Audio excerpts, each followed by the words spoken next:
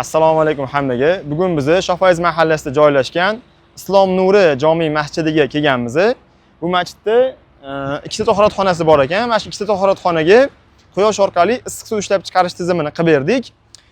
Videomiz davomida qanaqa so'nishli kollektor qo'yganimiz, nimalar qilganimiz, bundan tashqari mana shu narsa qancha xarajat ketdi shunga, hammasini video davomida batafsil etib tushuntiramiz. Ko'ringlar, xudo xolisi manfaatli bo'ladi. Mana hozir masjidimizda ko'rib turganingizda ikkita tahoratxonasi bor. Bittasi kichkina, bittasi katta. Biz ishlashimizdan oldin ikkita kotelni mana shu ikkita tahoratxonaga ishlayotgan bo'lgan. Keyin bo'lsa, mana shu tahoratxonalarga suvni isitishga, gazga to'lov juda ham katta bo'lib ketayotgani uchun, mana shu rasxodlarni qisqartirish uchun, to'lovlarni qisqartirish uchun so'nishli kollektor qo'ydirishdi.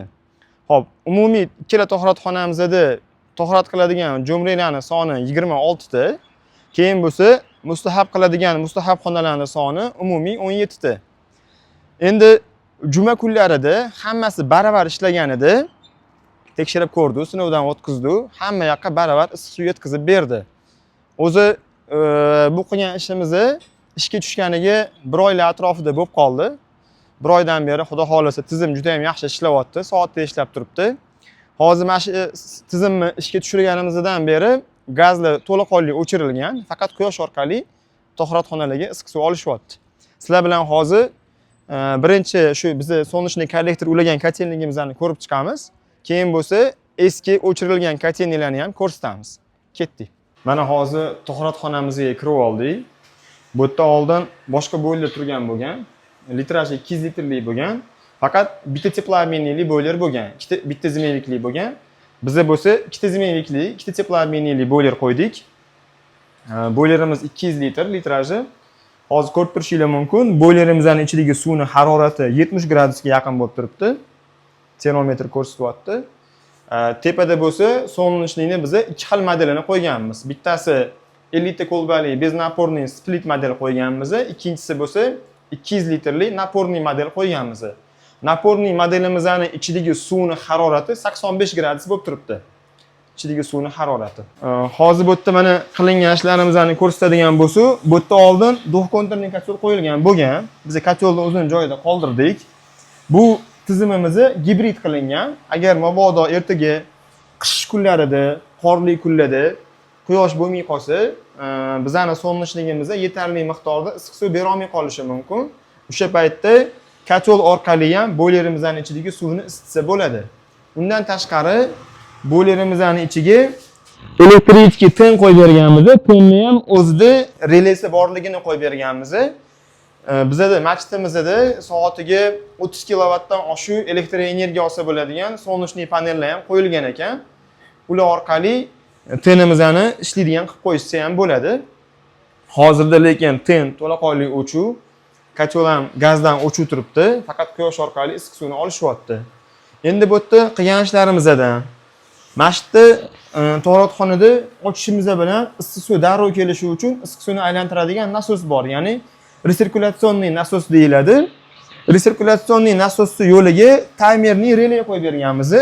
Bu relay bizani issiq suvni aylantiradigan nasosimizni aynan o'sha namoz vaqtlarida, kerakli vaqtlarda nasosni qo'shib aylantirib, qolgan paytda nasosni o'chirib qo'yadi. Bekordan bekorga odam yo'q paytda ham boyler ichidagi suv aylanib, sovib qolishini oldini olamiz. Kerakli vaqtda boyler ichidagi suvni tahoratxona bo'ylab aylantiramiz. Kerak emas paytda aylantirmaydi. Natijada boylerimizning ichidagi issiq suvni biz uzoq vaqtga saqlab qola olamiz. Issiq suvni aylantiradigan nasos bizda ikkita bo'lgani uchun eski tahoratxonani ham, katta tahoratxonani ham kotelning qismida mana shunaqa taymerli relay nasos yo'liga qo'yib berganmiz. Bundan tashqari расширительный bakimizni juda ham kattasini qo'yganmiz. Sababi bu yerda tepada ikkita 200 litrli naporniy model, bu yoqda bitta alohida yana 200 litrli boylerimiz. Issiq suvni obyomi ko'p bo'lgani uchun kengayish juda ham katta bo'ladi. Suvning kengayishi, o'shaning uchun расширительный bakimizni biz zapasi bilan tanlab qo'ydik. O'rnatganimizda bu o'sha boylerimizga, so'nishligimizga issiq suv qizib kengayib ketib qolgan paytda kengayishi uchun sharoit yaratib beradigan kengayish baki. ya'ni o'rischasiga расширительный baki hisoblanadi. Keyin bo'lsa bizda tepada qo'yilgan so'nishli kollektorimizni 50 ta kolbali hali chiqqanda videoda ko'rsataman. Beznaporniy model bo'lgani uchun beznaporniy modelga polipropilen orqali trubalarni montaj qilsa bo'ladi. Unga alohida temirda yoki nержавейкада montaj qilinishi shart emas. Bemalol plasmas turbada montaj qilib ham issiq suv energiyasini olsa bo'ladi. Mana hozir ko'rishingiz mumkin. Kamerani sal yaqinroq olib keling. Podachamizni 80 gradus kelyapti. O'sha beznaporniy splitdan 80 gradusli qaynoq issiq suv kelib, teploobменini aylantirib, qaytib chiqib ketyapti. Bu yerda endi o'zini eski kotelniyasi bor edi. Biz o'sha kotelniga qisman ba'zi bir joylariga ozgina o'zgartirish kirgizib, o'zimizning yangi tizimimizni shu joyga joylashtirib oldik. Shuning uchun noldan qilmaganimiz uchun iloji boricha shu tizimga moslashgan holatda montaj qilishga harakat qildik. Mana bu nasosimizni bizda высокотемпературный повесительный nasos hisoblanadi. Hozir o'sha 50 ta kolbali beznaporniy modelimizni suvini aynan mana shu nasos aylantirib turibdi. Bu nasos doimiy ishlamaydi. Bu nasosni bizda alohida o'zimizning kontrollerimiz boshqaradi. Ikki xil so'nishli modeli bo'lgani uchun kontrolleri ham ikki xil, ishlash tartibi ham ikki xil. Mana bu bizda naporniy modelimizning kontrolleri bo'lsa, bu bo'lsa beznaporniy so'nishligimizning kontrolleri hisoblanadi. Mana shu kontroller bizda tizimimizning miyasi hisoblanadi. Hozir sizlar bilan narigi ikkinchi kotelniga o'tamiz. U yerda nimalar turgan edi, nimalar o'chirildi va nima qo'shimcha narsalar qilindi, o'shani ko'rib, keyin xudo xolisa tomga chiqamiz. Mana hozir katta to'xtatxonaning kotelnisiga kirib keldik. Ko'rib turganinglardek, yolg'on bo'lmasa bir 2 tonna bo'lsa kerak, 2 tonnali gazoviy titan turgan bo'lgan. Keyin uni yoniga 200 litrlik gazoviy boiler qo'yishgan. Hozirda bu gazoviy titan ham, gazoviy boiler ham o'chirilgan. Mana teylarida gazlar hammasi o'chirilgan. Mana kirishlari, obratkalar hammasi yopilgan. Biza birinchi yodagi kotelnigimizdan alohida issiq suv podacha obratka tortib kelganmiz. Mana bu yonboshdan pastroqdan tortib kelyapmiz. Tortib kelib turib, mashina o'zini eski liniyasiga issiq suv podachasiga podacha, obratkasiga obratka bergan holatda mana shu so'nishli ulangan kotelnigimizni ikkita to'xtatxonaga ishlaydigan qilib yubordik. Turbalarimizni bu yerda ham kelayotganda yaxshi izolyatsiya qilingan. Xudo xolis ertaga yaxlab qolmasligi uchun. Keyin bo'lsa, bu yerda ham o'zini endi eski holati. Mana shu nasos issiq suvni aylantiradigan nasos, ya'ni resirkulyatsionni nasos hisoblanadi. O'sha jo'mrani oldiga kelib turib ochganingizda darrov issiq suv kelishi uchun mana shu nasos ishlab turishi kerak. Lekin bu nasos doimiy to'xtamasdan ishlasa, bizning boilerimizni sovutib qo'yishi mumkin. Sovutib qo'ymasligi uchun biz mana bu yerga taymerning relay qo'yib berganmiz. Bu taymerning relay juda ham sodda relay. Aynan bizni kirgizgan vaqtlarimizda nasosni qo'shadi-da, yoqadi-da, qolgan payt nasosni o'chirib qo'yadi. Misol uchun, kechqurun xuftondan keyin to ertalab bomdodgacha to'xtatxonaga issiq suv kerak emas. O'sha paytda bekorga agar issiq suv aylanib yotsa, boiler ichidagi suvni sovutib qo'yishi mumkin. Biz qo'yib qo'ygan taymerning relay orqali aynan bizni belgilagan vaqtlarda nasos yonadi, qolgan payt nasos o'chib turadi. Natijada issiq suvni bekorga sovib qolishini oldini olgan bo'lamiz. Ko'p turganinglardek bu yerdagi tizimga tegmaganmiz. Bu eski holatda turgancha shunday qoldirganmiz. Bu yoq tomonda bo'lsa, yangi kelayotgan liniyamizni o'zini eski liniyasiga ulagan holatda tizimni ishga tushirib yuborganmiz. Xudo xolisi tizimimiz soatda ishlab turibdi. Umumiy hisobda bu tizimimizga usta haqqi materiallari bilan 3,5 ming dollardan ozgina oshiqroq pul ketdi mana shu tizimga. Endilikda bo'lsa, gaz umuman issiq suvga yoqmagan holatda, to'laqonli quyoshdan olgan holatda issiq suv olishyapti. Mana hozir to'xtatxonamizning tom qismiga chiqib oldik. Bu yerda ko'rib turganinglardek, so'nishli kollektori ikki xil modeli qo'yilgan. Birinchi modeli 50 ta kolbali beznaporniy split. Bundan ikkita qo'yilgan. 5 kilovatdan 10 kilovat issiqlik energiyasi bera oladi. Xo'p, bu modelni ishlash tartibi qanaqa? Bu model to'g'ridan-to'g'ri boileri teploobmeniga borib ulanib, boiler ichidagi suvni isitadi. Ya'ni boilerimizni поддержка qilib turadi, issiqlik energiyasi boribdi. Keyin bo'lsa, buni shishasining ichiga oddiy suv kiradi, ya'ni maxsus muzlanmaydigan suyuqlik kirishi shart emas. oddiy suv aylanadi. Undan keyin bo'lsa qaynab ketish qanaqa bo'ladi ertaga? Mabodo qaynab ketib qolsa, расход bo'lmayotgan paytda nima bo'ladi desanglar, tepasida maxsus расширительный bakini qo'yganmiz. Endi расширительный bakin ichida o'zini kerakli mexanizmlari bor. Bu hozir undan o'tib ko'rsataman bu yoqdan. Расширительный bakinning ichida qaynab ketsa, avtomatik o'tdan suv par bo'lib chiqib ketadi-da. Bu yoqdan tashqaridan yangi sovuq suv kirib, o'zini o'zi bu tizim suv bilan to'ldirib, ta'minlab ishlataveradi. Qaynab ketsa, par bo'lib ortiqchasi chiqib ketadi. Bu yoqdan yangi sovuq suv kirib, o'zini o'zi ta'minlayveradi. Xullas avtomatik o'zini o'zi to'ldirib ishlayveradi. Oddiy suv kirganning hisobiga juda ham bu tizim arzonga tushadi. Ya'ni boshqa so'nishli kollektorlar bilan solishtirganda, bu karkaslarni yasalganidan keyin kraska bilan yaxshilab bo'yab chiqish kerak bo'ladi. Yo'qmasam zangga oqib, tunkiga tushib, tunkani ham zanglatib, teshib qo'yishi mumkin. Keyin bo'lsa, mana buni juda ham baquvvat qilib o'rnatganmiz.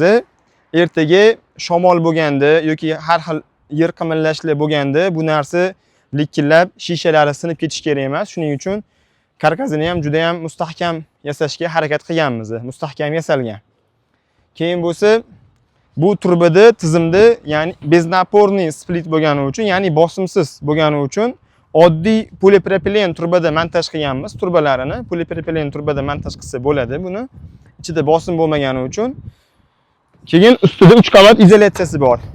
Oddiy bir qavat izolyatsiya, qora kauchuk izolyatsiya kiygizilgan, ustidan 2 qavat stiklovati o'ralgan.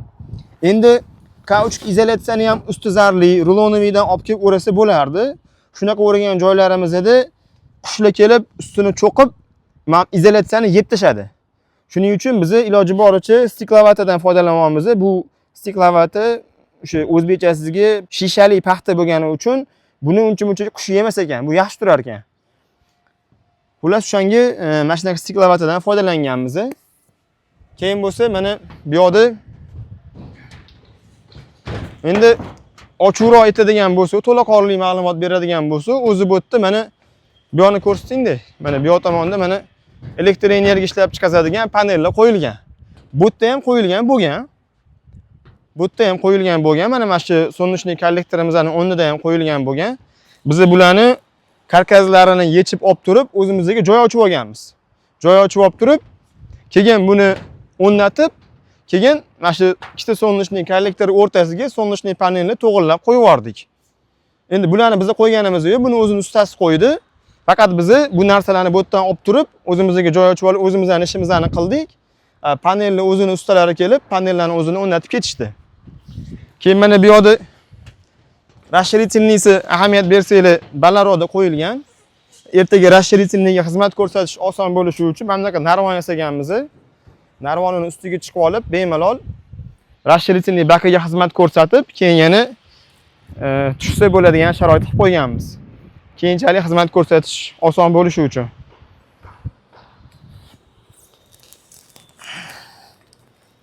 Keyin bo'lsa, orqaroqda 200 litrli naporniy model qo'yilgan. Bu yoqda mana 200 litrli naporniy model qo'yilgan. Bu modelimizni bizning boylerimizdagi tayyor isigan issiq suv tashab berish vazifasini bajaradi. Buni ham alohida tom mana uklon bo'lib turibdi, naryoqda ko'chaga qarab. Buni biz gorizontalni tekis qo'yishimiz uchun alohida temirdan karkas yasaganmiz. Tegada o'zining karkasi bor, gorizontalni tekis turish kerak. Keyin bo'lsa alohida har bittasiga bypass qilingan.